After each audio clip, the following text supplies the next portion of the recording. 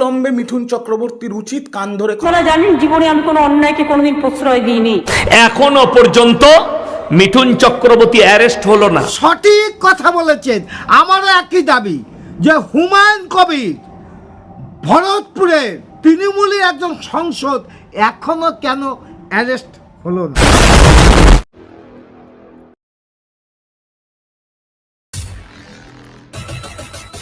নমস্কার, আমি কৃষ্ণপদ অধিকারী। আমার ছোট্ট একটা ইউটিউব চ্যানেল আছে, চ্যানেলটার নাম don't care, Facebook page Krishna Krishna. যদি আমার ভিডিওটা ভালো লাগে তাহলে লাইক শেয়ার কমেন্ট করবেন, এবং আগামী দিনে আপনাদের কাছ থেকে একটু আশীর্বাদ চেয়ে নিচ্ছি। সেই আশীর্বাদটা কি, যে আপনারা যদি একটু আশীর্বাদ না করেন তাহলে আমি কথা বলার অধিকার হারিয়ে ফেলতে পারি। যাই হোক, আপনাদের আশীর্বাদে আমি কথা বলতে চাই এবং সামনের দিকে এগোতে চাই। তাহলে আজকের বিষয়টা হলো যে মিঠুন চক্রবর্তীর একটা বক্তব্য নিয়ে সমস্ত সোশ্যাল মিডিয়ায় যেটা ভেসে বেড়াচ্ছে তাই নিয়ে আমি কিছু আলোচনা এবং কিছু প্রমাণ স্বরূপ আপনাদের সামনে আনতে চলেছি। তাহলে সঙ্গে থাকবেন, বিভিন্ন রকম ব্যাপারে আপনারা দেখতে পাবেন যে আমার বক্তব্যের সঙ্গে আপনি যেটা বলবেন এবং আমি যেটা বলবো তার কতটুকু মিল আছে আর কতটুকু বিচারিতা আছে সেই জায়গায় দাঁড়িয়ে। তাহলে দেখুন, ভিডিওটা শুরু করা যাক। এখনো পর্যন্ত মিঠুন চক্রবর্তী অ্যারেস্ট হলো না। পশ্চিম বাংলার অ্যাসেম্বলিতে এতগুলো মুসলমান এমএলএ এমপি আছে, এদের মুখে কুলুপ এঁটে আছে। আমি চ্যালেঞ্জ ছুড়ে বেলডাঙ্গাই, আমাদের দেশের একজন বাংলার আর্টিস্ট, বলিউডের আর্টিস্ট, তার নাম মিঠুন চক্রবর্তী। সে একটা বক্তব্যে বলেছে, ভারতের স্বরাষ্ট্রমন্ত্রী বসেছিলেন, যে মুর্শিদাবাদ डिस्ट्रिक्ट में 70% मुसलमान है और 30% हिंदू है। बोले ये 70% को काट कर ভাগীরথী মে ডাল দেंगे। এমন ওয়াজ মাহফিল করছেন আপনি।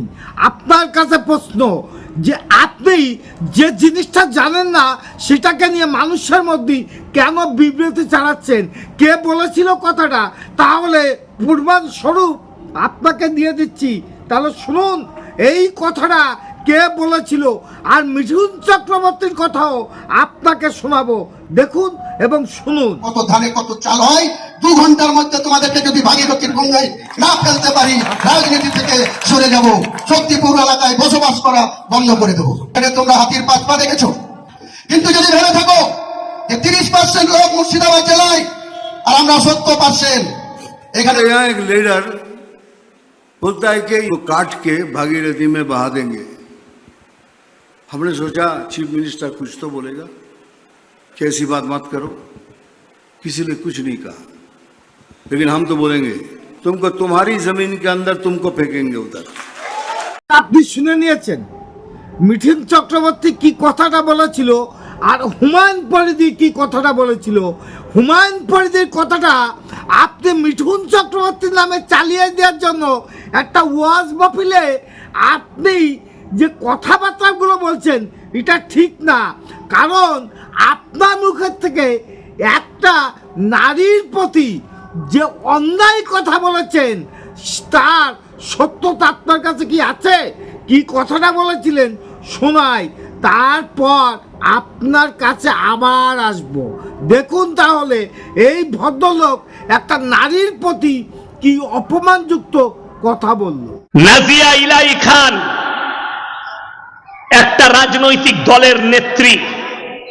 আমি যদিও সেই রাজনৈতিক দলের নাম মুখে টানবো না, যেহেতু এটা জলসা, কিন্তু সেই মেয়েটার নাম নাজিয়া ইলাহি খান, কলকাতার একজন কোন কোর্টের অ্যাডভোকেট জানি না। এরকম দেহ ব্যবসায়ী যদি আমাদের দেশের উকিল হয় তাহলে সমাজের পরিস্থিতি কি হতে পারে? এই মেয়েটা দেহ ব্যবসায়ী মেয়ে। আদর্শ আপনার আমি জানি না। আপনি বললেন যে এখানে একটা মাহফিল হচ্ছে, অতএব যেখানে ধর্ম কথা বলা হয় সেখানে কে দেহ ব্যবসা করছে? আপনি দেহ ব্যবসা নিয়ে কথা বলছেন। আর আপনাদের জলসায় যে কথাবার্তাগুলো হয় কোনো হাদিস কোরআনে আছে কিনা? এই দেহ ব্যবসা করছে এর সঠিক তথ্য আপনার কাছে আছে কিনা? আপনি একটা নারীকে সম্মান দিতে জানেন না, আরো ওয়াজ মাহফিল করতে যাচ্ছেন। আপনার মতন একটা অপদার্থ মনে হয় ভারতবর্ষে নাই। কারণ নারীকে সম্মান না দিয়ে আপনি যে নারীকে অপমান করছেন, মনে হয় বাংলার লোক ভালোভাবে দেবে না এবং ভালোভাবে নেবে না। যাই হোক, এ তো একজন হুজুরের কথা হয়ে গেল। রাজনীতি ব্যক্তির একটু কথা শুনতে হয়, ওনাকেও তো উত্তরটা দিতে হবে। তাহলে চলুন রাজনীতি ব্যক্তি কি কথাটা বললো শোনা যাক। লম্বে মিঠুন চক্রবর্তীর উচিত কান ধরে ক্ষমা চাওয়া। চক্রবর্তী শুধরে যান সময় থাকতে, নোংরামি বন্ধ কর। যতটা অধিকার মিঠুন চক্রবর্তী বা নরেন্দ্র মোদীর আছে, ঠিক ততটাই অধিকার একটা বাংলার মুসলমানেরও আছে। লেজের চিপসের প্যাকেটে অত রং নেই মিঠুন চক্রবর্তীর যত রং। বিজেপির জুতো পরিষ্কার করে করে জুতো চেটে চেটে এখন দাদা সাহেব ফালকে আবার। এই ব্যক্তি একটা রাজনৈতিক দলের, শাসক দলের মুখপাত্র। আমার উনার কাছেও প্রশ্ন যে আপনি যে কথাগুলো বলছেন, তাহলে হুমায়ুন কবিরের বিরুদ্ধে আপনি কোনো সোচ্চার নেই কেন? এবং তাকে ক্ষমা চাওয়ার জন্য আপনি বলেন নেই কেন? আপনাকে প্রশ্ন করছি, শুনে রাখুন। আপনি যে কথাটা বলছেন, আমিও বলছি আপনারা শুধরিয়ে যান। কারণ সনাতন ধর্মের পরে যে অত্যাচার হচ্ছে আপনাদের মদতে, সেটা সত্য মানুষের কাছে প্রমাণ হয়ে গেল এবং মানুষের কাছে প্রকাশ হয়ে গেল আপনারা সনাতন ধর্মকে ঘৃণা করেন।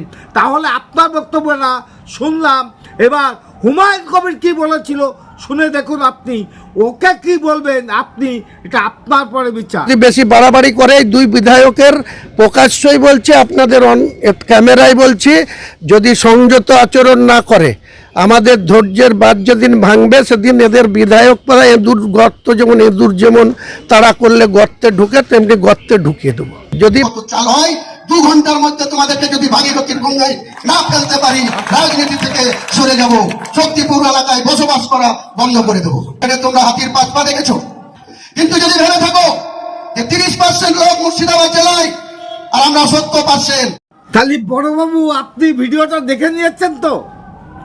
এখানে দাঁড়িয়ে বাংলার জনগণের কাছে প্রশ্ন রেখে গেলাম যে কারা শাসন করছে আর কারা অ্যাকচুয়ালি ভোটের জন্য রাজনীতি করছে। সেই জায়গায় দাঁড়িয়ে আপনারা কিছু বলবেন না?